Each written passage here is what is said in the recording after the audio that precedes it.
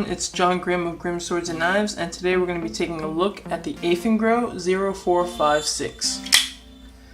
And in this video we're going to be taking a look at this knife's features, and we're also going to be looking at my personal opinion on this knife after owning it for about a week. So jumping right into it, let's do measurements. So we have an actual cutting blade length of 3 6/16 or 3 3/8. Taking a look at the handle length from where you can hold it, so from here to this point right here, it looks like it's going to be 3 15/16, and overall length from the very tip of the blade to the very back, you're looking at 7 13/16 in total. There you go. That's it for blade length. Let's see if I can do a width of the handle. In between 1 9/16 and 1 10/16. So roughly 1 9.5/16, if that makes sense to you. Thickness of the blade. Blade stock thickness is going to be about 2.5/16, if that makes any sense to you. That takes care of dimensions. Let's talk about this blade's objective features. This is a flipper knife, as you can tell by the flipper tab right here in the back, and it runs on ball bearings. You can kind of see the little ball bearings in there. I'm going to slowly remove the blade there. You can kind of see them spinning. See that spinning? And the ball bearings and the pivot provide a very smooth action. And I'll demonstrate that right now. This knife doesn't exactly drop shut like a Shirogorov would, or another ridiculously expensive knife running on ceramic bearings. But the action is really nice. I mean, it beats phosphor bronze washers any day, I'd say. It's one of the best action knives I have. The G10 really holds the blade in there. Really, it won't come out. It's great. I like how the pocket clip, switch this off, the pocket clip right here, they milled the G10 handle scales that way it's flush. I mean, the screws aren't, but the actual pocket clip is. The pocket clip as well as the pivot screws have a blue anodized finish. It has a blue G10 backspacer. I don't know how well it looks on camera, but this is a very, very light blue. When I bought this, in the image, the backspacer's blue looks similar to the pocket clip. But alas, in person, it's a really light blue. I'm come to terms with it, but I don't like it. The hardware on the body is, like a metal finish, and the screws on the pocket clip are black. That's something I don't like.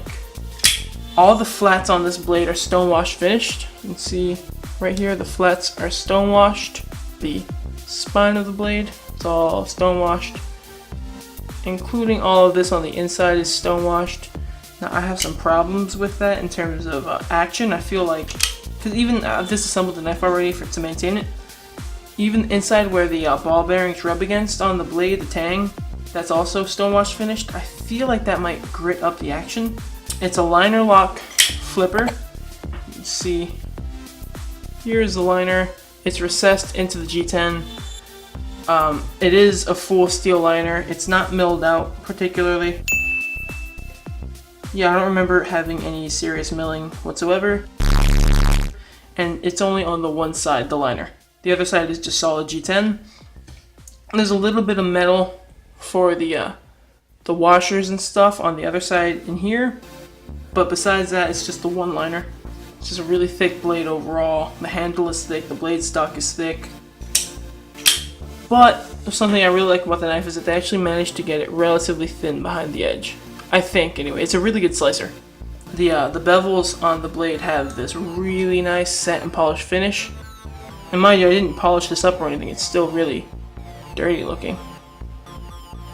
But it still manages to look really nice even on camera. Even the the swedge has that satin polish finish, and by the way, that's a really great swedge. I think that swedge is absolutely gorgeous. Just really well done. I like the Eafengrow company. I like what I'm seeing, but I do have some I do have some faults with the knife. First off, I really don't like the way that the blue anodized pivot screws look. Like, I think the pocket clip looks great, I really do, but the pivot screws, I can't stand them. This one has like some purples and some oranges, even a bit of yellow in it. Focus, here we go. I really don't like that. The G10 handle scales are really rough around the corners. It could use some chamfering in here because this is really gappy. You can feel it. This liner is actually kind of bent. Let's see how we can see it. You can see right there that the liner is slightly sticking out above the G10. That's because the liner is kind of bent, and that makes this assembly really difficult because you have this thing teeter-tottering from front and back. It's annoying. I like the placement of the lanyard hole, but I don't like the lanyard hole itself. This is another one of those things that I felt was really roughly done. It was really full of like leftover bits of G10. There is a slight gap between the G10 and the spacer on the top. So let me show this off. See that, guys? See that gap? That bothers me, needless to say. There are some serious issues, but most of them are nitpicks. Serious issues being a bent liner. This one's kind of a big one, guys. Is right here, right in there. There's a part of the edge that is exposed. It's not like where you can touch it immediately, but if you have little fingers, like if I dig my finger in there, I can feel the edge. And if I were to really press, it would cut. If you have littler fingers than I do, I could imagine you accidentally cutting yourself on that. And I believe that they could extend that backspacer a little further up to about here. Cause yeah, that's the flipper tab would still fit through. And if they did that, you can see it would pretty much eliminate the issue. The flipper tab could use some chamfering because it snags quite a bit. A little bit more than you want it to. And the liner lock right here, I don't feel like there's enough space. But that's the majority of my issues. This thing has a really great blade shape. The blade itself is just amazing looking. It's razor sharp right now. It takes a really great edge. It's surprisingly thin behind the edge for having a relatively thick blade stock. The action is really good. My last gripe with this knife is that it is advertised to be made with D2 tool steel. And my issue with it is I've sharpened my fair share of 440As, 8CR13 MOVs. D2 steel is supposed to be better than 440C. It's like on par with BD1 steel. It's a good budget steel. It's one of the best. It doesn't feel any harder to sharpen than the other ones do. I haven't noticed any better edge retention. I'm not sure if it's true or not, or if they just did a really bad job on the heat treat or the tempering. It's just not, it doesn't feel like D2 steel. And it's just cause for concern. Final conclusions, guys.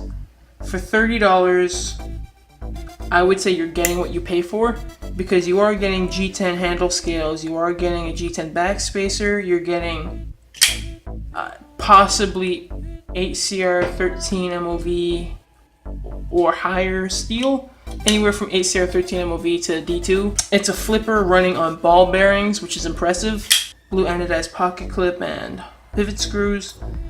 I would say this knife is worth $30.